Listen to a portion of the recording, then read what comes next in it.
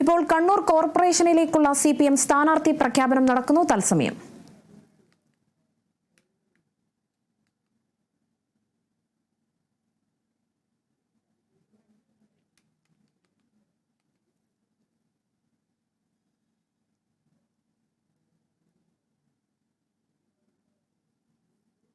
STP plant ഉണ്ടാക്കിയതുമായി ബന്ധപ്പെട്ടുകൊണ്ട് അവിടെയുള്ള ജനങ്ങൾ അനുഭവിക്കുന്ന പ്രയാസം നമ്മൾ നേരിട്ട് അനുഭവിച്ചതാണ്. മാലിന്യമുക്ത നവകേരളത്തിലേക്ക് കേരളം പ്രഖ്യാപിക്കപ്പെട്ടപ്പോൾ, ഉയർത്തെഴുന്നേറ്റപ്പോൾ കണ്ണൂർ കോർപ്പറേഷൻ എങ്ങനെയാണ്, എവിടെയൊക്കെയാണ് മാലിന്യം ഉണ്ടാക്കേണ്ടത് എന്ന് ചിന്തിച്ചുകൊണ്ടിരിക്കുകയാണ്. STP വൻകിട സ്ഥാപനങ്ങൾ ഉണ്ടാക്കണമെന്നുള്ളത് നിയമമാണ്. ആ ചട്ടത്തെ പോലും ലംഘിച്ചുകൊണ്ട് അടന്നപ്പാലത്തുണ്ടാക്കിയ STPയെ അതിന്റെ പ്രവർത്തനം ഇല്ലാതാക്കുന്ന വിധത്തിലാണ് നീങ്ങിക്കൊണ്ടിരിക്കുന്നത്. അഴിമതി നടത്തിന് വേണ്ടിയാണ്. വൻകിടക്കാർക്ക്, പാവപ്പെട്ടവരുടെ വഴിയോരം പോലും കയ്യേറ്റം ചെയ്യുന്നതിന് വേണ്ടി ഒത്താശ ചെയ്തുകൊണ്ടിരിക്കുകയാണ്. അതുപോലെ 140 കോടി രൂപയുടെ ഞെട്ടിക്കുന്ന അഴിമതി, ആ അഴിമതിയാണ് ഇപ്പോൾ ചീഫ് സെക്രട്ടറിയുടെ നേതൃത്വത്തിലുള്ള സംസ്ഥാനതല സ്റ്റിയറിംഗ് കമ്മിറ്റി, അമൃത് മിഷനുമായി ബന്ധപ്പെട്ടുകൊണ്ട് രൂപീകരിച്ചിട്ടുള്ള സ്റ്റിയറിംഗ് കമ്മിറ്റി റദ്ദ് ചെയ്തത്. 140 കോടി രൂപയുടെ വലിയ തട്ടിപ്പ് നടത്തുന്നതിന് വേണ്ടിയുള്ള നീക്കമാണ് ഇവിടെ നടത്തിയത്. ഒരു കോർപ്പറേഷൻ ഭരണം കയ്യിൽ കിട്ടുമ്പോൾ എങ്ങനെയാണ് ആ ഭരണത്തെ ഉപയോഗിച്ചുകൊണ്ട് വിവിധ പദ്ധതികൾ, സംസ്ഥാന സർക്കാരിന്റെ പദ്ധതികൾ കയ്യിൽ വരുമ്പോൾ ആ പദ്ധതികളെ ഉപയോഗിച്ചുകൊണ്ട് വമ്പൻ അഴിമതി എങ്ങനെയാണ് നടത്താൻ വേണ്ടി കഴിയുക എന്ന് തെളിയിച്ച കോർപ്പറേഷനായിട്ട് കണ്ണൂർ കോർപ്പറേഷൻ മാറിയിരിക്കുകയാണ്. ചേലോറ ട്രഞ്ചിങ് ഗ്രൗണ്ടുമായി ബന്ധപ്പെട്ടുകൊണ്ട് മാലിന്യം നീക്കം ചെയ്യുന്നതിന് വേണ്ടിയാണ് കരാർ കൊടുത്തത്. എന്നാൽ മാലിന്യം നീക്കം ചെയ്യാതെ മാലിന്യം നീക്കം ചെയ്തു എന്ന് എംബുക്കിൽ എഴുതി വെച്ച് പണം തട്ടാൻ അവസരമൊരുക്കി അതിന്റെ പങ്ക് പറ്റിയ മുൻ മേയർ ഉൾപ്പെടെയുള്ള കോർപ്പറേഷൻ ഭരണ നേതൃത്വം, ഇതൊക്കെ നാട്ടിലെ ജനങ്ങൾ കൃത്യമായി അനുഭവിച്ച് ബോധ്യപ്പെട്ടതാണ്.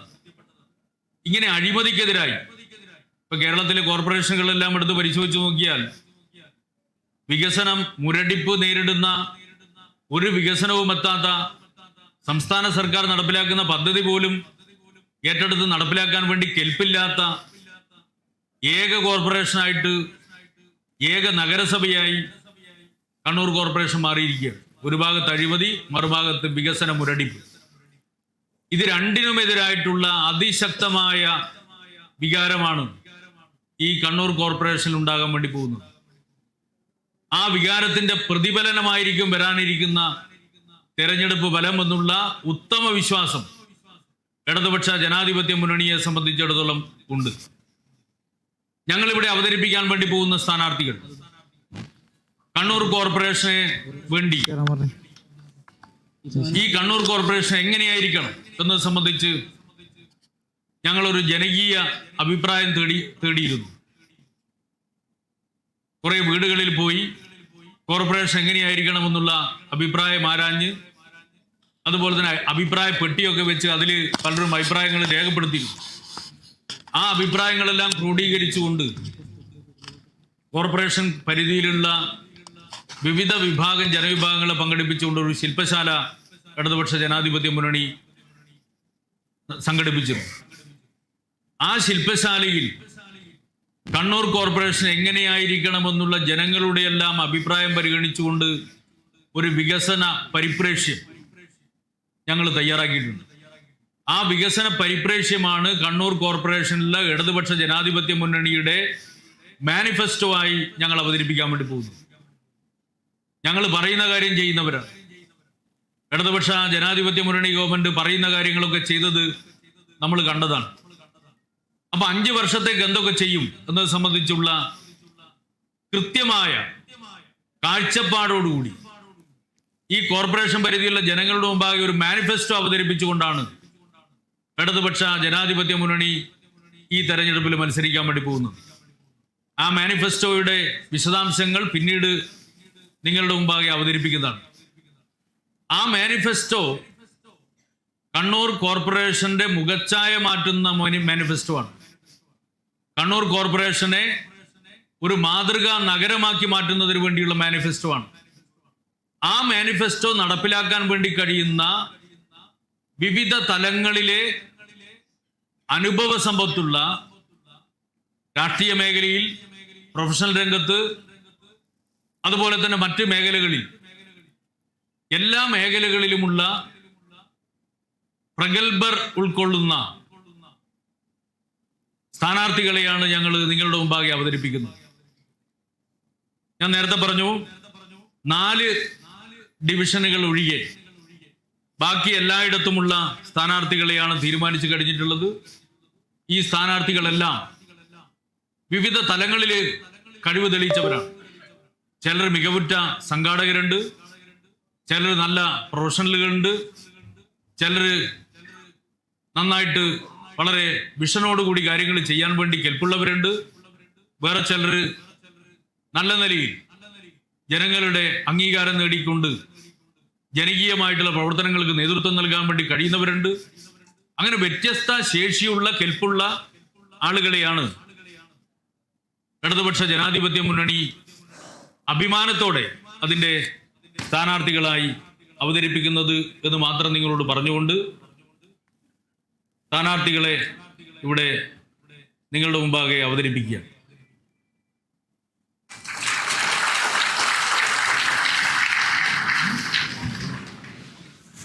അപ്പോൾ ഒന്നാം ഡിവിഷൻ പള്ളിയാമൂല ഐശ്വര്യ എസ്. 2ാം division Kunnavu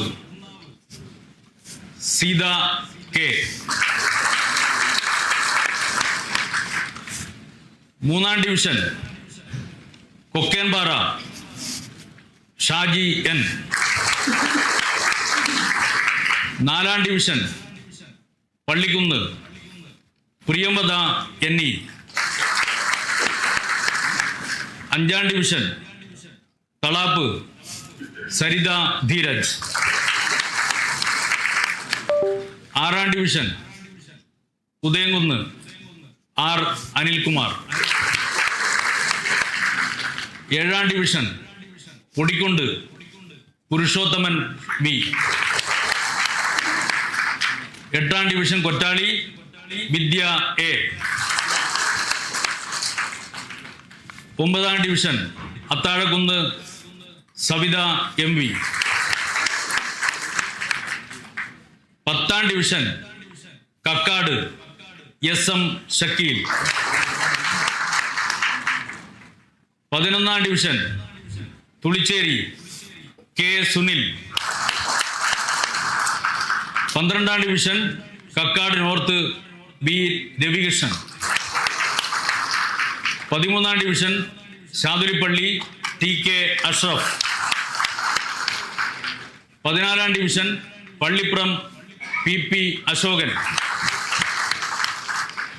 15ാം division Varam P Anilkumar. 16ാം ഡിവിഷൻ വലിയന്നൂർ ലിബിന കെ. 17ാം division Chelora K Saraswathi teacher.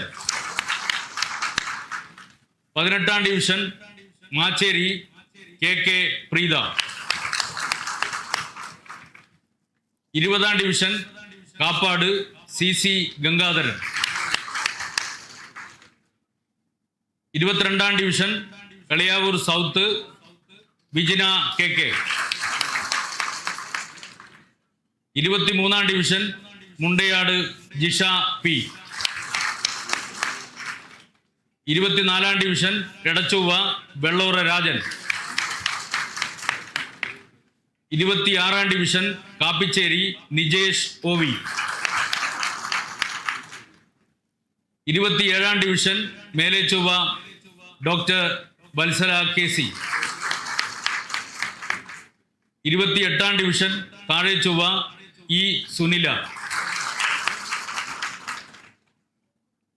29ാം division Keezhthalli Leena K. 30-ാം division Thilanur B K Prakashini. 31-ാം ഡിവിഷൻ ആറ്റടപ്പ പ്രിയ എം. 32-ാം division Chala Jini M V. 33-ാം ഡിവിഷൻ എടക്കാട് ടി പ്രശാന്ത്. 34-ാം division Ezhara Arif K V. 36-ാം ഡിവിഷൻ കീഴുന്ന സുബിത പി. 37-ാം ഡിവിഷൻ തോട്ടട സുനില പി. 38-ാം division Adikadalayi M K Shaji. 39-ാം ഡിവിഷൻ കാഞ്ഞിര മഞ്ജുഷ പി. 40-ാം division Kuruva T K Pradeepan master. 41-ാം ഡിവിഷൻ പടന്ന റീത്ത ഫെർണാണ്ടസ്. 42-ാം ഡിവിഷൻ വെത്തിലപ്പള്ളി കെ ഷഹറാസ്. 43-ാം ഡിവിഷൻ നീർച്ചാൽ ഫാസില ബീബി. 44-ാം ഡിവിഷൻ അറക്കൽ റുക്കിയത്ത് അസിമ നസ്രി. 45-ാം division Chovva M P Anilkumar. 46-ാം ഡിവിഷൻ താണ ഷാനവാസ് പി. 47-ാം division south Bazar Beena E. 48-ാം ഡിവിഷൻ ടെമ്പിൾ ടി സുഷമ. 49-ാം division Thayatheru Anitha C M. 50-ാം ഡിവിഷൻ കസാനക്കോട്ട മെഹ്സീന സലീം. 51-ാം ഡിവിഷൻ ആയിക്കര അസ്ലം പിലാക്കൽ. 52-ാം ഡിവിഷൻ കാനത്തൂർ ആര്യ ദേവി. 53-ാം ഡിവിഷൻ പയ്യാമ്പലം അഡ്വക്കേറ്റ് വിമലകുമാരി. 54-ാം division Thalikkavu O K Bineesh. 55-ാം division Chalad U K Sivakumari. 56-ാം division Panhikkayil P Mukesh. Yes, അപ്പോൾ തീരുമാനിച്ച സ്ഥാനാർത്ഥികളൊക്കെ ഇവിടെ പ്രഖ്യാപിച്ച് കഴിഞ്ഞിട്ടുണ്ട്. ഇത്രയും കാര്യങ്ങളാണ് മാധ്യമ സുഹൃത്തുക്കളോട് സ്ഥാനാർത്ഥി പ്രഖ്യാപനത്തിന്റെ ഭാഗമായി പറയാം. അല്ല, എന്തെങ്കിലും ഉണ്ട്, ചോദ്യം എന്തെങ്കിലും ഉണ്ടെങ്കിൽ, എന്തെങ്കിലും അത്യാവശ്യം ഉണ്ടോ ചോദിക്കാം.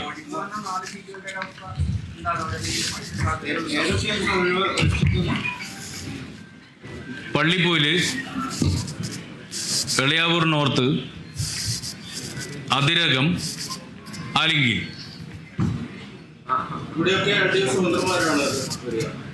ഇടതുപക്ഷത്തിന്റെ സ്ഥാനാർത്ഥികളുണ്ടാവും. ആര് എന്നുള്ളത് പിന്നീട് പറയാം.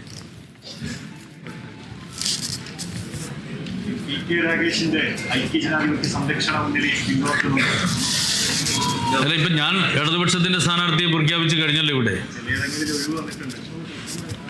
പി കെ രാഗേഷിന്റെ വിഭാഗത്തിൽ ഏറ്റവും പ്രധാനപ്പെട്ട ഒരു കേന്ദ്രം എന്ന് പറയുന്നത് ഈ പഞ്ഞിക്കയിലും പള്ളിയാമൂലും ഒക്കെയാണ്. അവിടെയൊക്കെ എൽഡിഎഫിന്റെ സ്ഥാനാർത്ഥി വരികയാണ്. അപ്പോൾ ഒരു ധാരണയില്ല എന്നുള്ള രീതിയിൽ തന്നെയാണ് വരുന്നത്. ഇതില് ഈ കോർപ്പറേഷൻ നടത്തുന്ന അഴിമതിക്കെതിരായി ആര് രംഗത്ത് വന്നാലും അവരെ ഇടതുപക്ഷം പിന്തുണക്കും.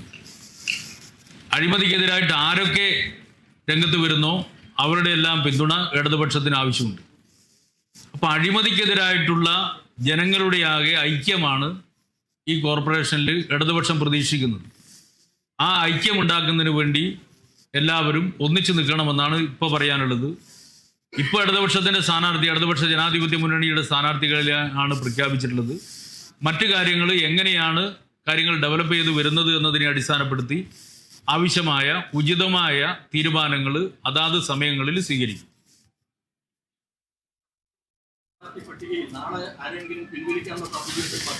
അതെല്ലാം അഥവാ പുഴ പറ്റിപ്പോയാൽ എന്നുള്ളതല്ലേ. പുഴ പറ്റട്ടെ, അപ്പൊ നമുക്ക് നോക്കാം.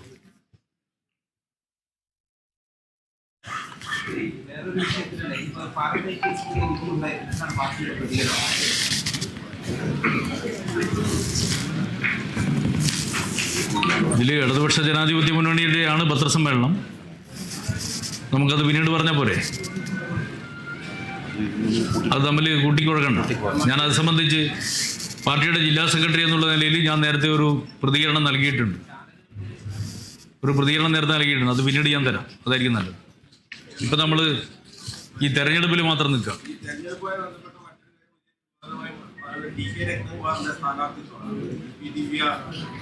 രക്ഷിക്കാൻ ശ്രമിച്ച ഒരാളെ സ്ഥാനാർത്ഥിയാക്കി CPM കൊണ്ടുവരുന്നു എന്നുള്ളൊരു വലിയ വാർത്തയായി വരികയാണ്.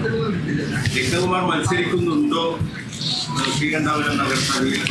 അല്ല, ഇതിൽ ഈ ചില മാധ്യമങ്ങൾ കൊടുത്ത വാർത്ത കണ്ടപ്പോൾ അവരോട് നല്ല നമസ്കാരം എന്ന് പറയാനാണ് തോന്നിയത്. എനിക്ക് അവരോട് സഹതാപം മാത്രമേ ഉള്ളൂ. ഇപ്പോൾ ഒന്നാമത്തെ കാര്യം, ആ അന്വേഷണ സംഘത്തിൻ്റെ നേതൃത്വം അന്നത്തെ IG-ക്കായിരുന്നു. IG-യുടെ നേതൃത്വത്തിലുള്ള അന്വേഷണ സംഘമാണ് നിങ്ങൾ ഈ പറഞ്ഞിട്ടുള്ള കേസ് അന്വേഷിച്ചിട്ടുള്ളത്. അതിലൊരു അംഗം മാത്രമായിരുന്നു ഈ പറയുന്ന ഉദ്യോഗസ്ഥൻ. അതിൻ്റെ അന്വേഷണ ഉദ്യോഗസ്ഥൻ എന്ന് പറയുന്നത് CI ആണ്. ആ സമയത്തുള്ള CI ആയിരുന്നു അന്വേഷണ ഉദ്യോഗസ്ഥൻ. ഇതാണ് ഒരു വശം. രണ്ടാമത്തെ വശം, PP ദിവ്യയുടെ കേസുമായി ബന്ധപ്പെട്ടുകൊണ്ട് എന്തോ ഒരു ഉപകാര സ്മരണ പാർട്ടി കാണിച്ചു എന്നുള്ളതാണ് ചില മാധ്യമങ്ങൾ റിപ്പോർട്ട് ചെയ്തിട്ടുള്ളത്. നിങ്ങൾ തന്നെ റിപ്പോർട്ട് ചെയ്ത മറ്റൊരു കാര്യമുണ്ട്. ആ കേസിൽ സമർപ്പിച്ച കുറ്റപത്രത്തിൽ ദിവ്യയെ സഹായിക്കാൻ വേണ്ടിയിട്ട് പോയതിന് ഉപകാരസ്മരണ കാണിച്ചു എന്നാണല്ലോ നിങ്ങൾ പറയുന്നത്. അതിൻ്റെ കുറ്റപത്രത്തെ സംബന്ധിച്ച് നിങ്ങൾ തന്നെ റിപ്പോർട്ട് ചെയ്തിട്ടുണ്ടല്ലോ. ആ കുറ്റപത്രത്തിൽ നിങ്ങൾ ഈ പറയുന്ന ആളെ ഏതെങ്കിലും വിധത്തിൽ സഹായിച്ചിട്ടുള്ള ഏതെങ്കിലും ഒരു വരി നിങ്ങൾ ആ കുറ്റപത്രത്തിൽ കണ്ടിട്ടുണ്ടോ? അപ്പോൾ എന്തെങ്കിലും പറഞ്ഞ് ദയവ് ചെയ്തിട്ട് വാർത്ത ഉണ്ടാക്കരുത്. ഇനിയിപ്പോൾ നിങ്ങൾ തൊട്ടു മുമ്പേ പറഞ്ഞുള്ള പാലത്തായി കേസാണ്. ആ പാലത്തായി കേസിൽ 40 വർഷമാണ് ശിക്ഷ പ്രഖ്യാപിച്ചിട്ടുള്ളത്. ജീവപര്യന്തം പറഞ്ഞാൽ മരണം വരെ ജീവപര്യന്തം. ആ ശിക്ഷ പ്രഖ്യാപിച്ചിട്ടുള്ള കേസിൻ്റെ അന്വേഷണ ഉദ്യോഗസ്ഥനായിരുന്നു നിങ്ങൾ ഈ പറഞ്ഞ ഉദ്യോഗസ്ഥൻ എന്നത് കൂടി നിങ്ങൾ ഓർക്കുക. അപ്പോൾ ഒരു ഉദ്യോഗസ്ഥൻ അദ്ദേഹത്തിൻ്റെ സർവീസ് കാലയളവിൽ നടത്തുന്ന ചുമതലകൾ, ഏറ്റെടുക്കുന്ന ഉത്തരവാദിത്തങ്ങൾ, ചുമതലകൾ, ആ ചുമതലകളൊന്ന് വേറെ. നിങ്ങൾ യഥാർത്ഥത്തിൽ റിപ്പോർട്ട് ചെയ്യേണ്ടത് എന്താ?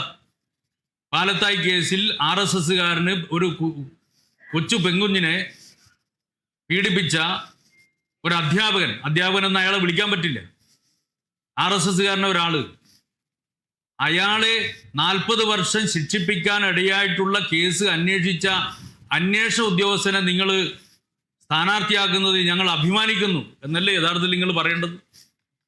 നിങ്ങൾ അങ്ങനെയല്ലേ പറയേണ്ടത്? ഞങ്ങൾക്കതിൽ അഭിമാനമുണ്ട്. അതുകൊണ്ട് നിങ്ങൾ ഈ പറയുന്ന ഉദ്യോഗസ്ഥൻ ഇടതുപക്ഷത്തിൻ്റെ സ്ഥാനാർത്ഥിയായിട്ട് എവിടെയും വരുന്നത് ഞങ്ങൾക്ക് അഭിമാനമേ ഉള്ളൂ എന്ന് നിങ്ങൾ മനസ്സിലാക്കണം. തെറ്റായ രീതിയിൽ ദയവ് ചെയ്ത് വാർത്തകൾ കൊടുക്കാതിരിക്കുക എന്ന് മാത്രമേ നിങ്ങളോട് പറയാനുള്ളൂ. യെസ്, പോരെ. നമുക്ക് കുടുംബമാണ് ഈ അന്വേഷണ സംഘത്തിനെതിരെ ആരോപണം ഉന്നയിക്കുന്നത്. ഈ അന്വേഷണ സംഘം പക്ഷപാതിത്വപരമായി അന്വേഷിച്ചു, അനുകൂലമായാണ് അന്വേഷിക്കുന്നത്. എല്ലാ പിന്നെ കുറ്റപത്രത്തെ കുറിച്ച് നിങ്ങൾ റിപ്പോർട്ട് ചെയ്തിട്ടുണ്ടല്ലോ. ആ കുറ്റപത്രം PP ദിവ്യയെ കുറ്റവിമുക്തിയാക്കിക്കൊണ്ടുള്ള കുറ്റപത്രമാണോ? നിങ്ങൾ റിപ്പോർട്ട് ചെയ്തതെന്താ? നിങ്ങൾ റിപ്പോർട്ട് ചെയ്തത് കുറ്റവിമുക്തയാക്കിക്കൊണ്ടുള്ള കുറ്റപത്രമാണെന്ന് നിങ്ങൾ റിപ്പോർട്ട് ചെയ്തോ? ഇല്ലല്ലോ. അപ്പം നമ്മൾ ഒബ്ജക്റ്റീവായി വസ്തുനിഷ്ഠമായി കാര്യങ്ങൾ കാണും. എങ്ങനെയെങ്കിലും ഇടതുപക്ഷത്തിനൊരു കുത്ത് കൊടുക്കാം എന്ന് നിങ്ങൾ ധരിക്കുമ്പോൾ യഥാർത്ഥത്തിൽ ഇടതുപക്ഷത്തിനെ അപ്രീഷിയേറ്റ് ചെയ്യേണ്ട ഒരു കാര്യത്തെയാണ് വളരെ നെഗറ്റീവായിട്ട് നിങ്ങളെപ്പോലുള്ള ചിലർ അവതരിപ്പിക്കാൻ വേണ്ടി ശ്രമിക്കുന്നത്. അതുകൊണ്ടാണ് ഞാൻ പറഞ്ഞത്. ഇപ്പം ഞാനിവിടെ പറയുന്ന സമയത്ത് ഇവിടെ ഇരിക്കുന്ന സദസ്സിൻ്റെ പ്രതികരണം കണ്ടില്ലേ? ഒരു പിഞ്ചു കുഞ്ഞിനെ പീഡിപ്പിച്ച അധ്യാപകനെന്ന് വിളിക്കാൻ വേണ്ടി കഴിയാത്ത ഒരു കൊടും ക്രിമിനൽ, ആ കൊടും ക്രിമിനലിന് 40 വർഷത്തെ ജീവപര്യന്ത ശിക്ഷ, ജീവിതകാലം മുഴുവൻ ജയിലിലടക്കാൻ വേണ്ടി കഴിയുന്ന വിധത്തിലുള്ള ശിക്ഷ വാങ്ങിക്കൊടുക്കാൻ വേണ്ടി കഴിഞ്ഞിട്ടുള്ള ഒരു അന്വേഷണത്തിന് നേതൃത്വം നൽകിയ അന്വേഷണ ഉദ്യോഗസ്ഥനാണ് നിങ്ങൾ പറഞ്ഞ ഇടതുപക്ഷത്തിൻ്റെ സ്ഥാനാർത്ഥിയായി മത്സരിക്കുന്ന ഉദ്യോഗസ്ഥൻ എന്നതിൽ ഈ നാടിനും ഞങ്ങൾക്കും അഭിമാനമേ ഉള്ളൂ. അപ്പോൾ ശരി, താങ്ക് യു. മാഷ് ഓരോരുത്തരും വിളിച്ചോളാം. പിന്നെ അപ്പോൾ നമ്മൾ ഈ പ്രഖ്യാപിച്ചിട്ടുള്ള കണ്ണൂർ കോർപ്പറേഷനിലേക്കുള്ള CPM സ്ഥാനാർത്ഥികളെ പ്രഖ്യാപിക്കുകയായിരുന്നു. വനിതകൾക്ക് കൂടുതൽ പ്രാധാന്യം നൽകിക്കൊണ്ടുള്ള ഒരു പ്രഖ്യാപനം തന്നെയാണ് ഇപ്പോൾ CPMന്റെ ഭാഗത്തു നിന്നും ഉണ്ടായിരിക്കുന്നത്. ചില വിവാദമായ വിഷയങ്ങളെപ്പറ്റിയും അദ്ദേഹം സംസാരിച്ചിട്ടുണ്ട്.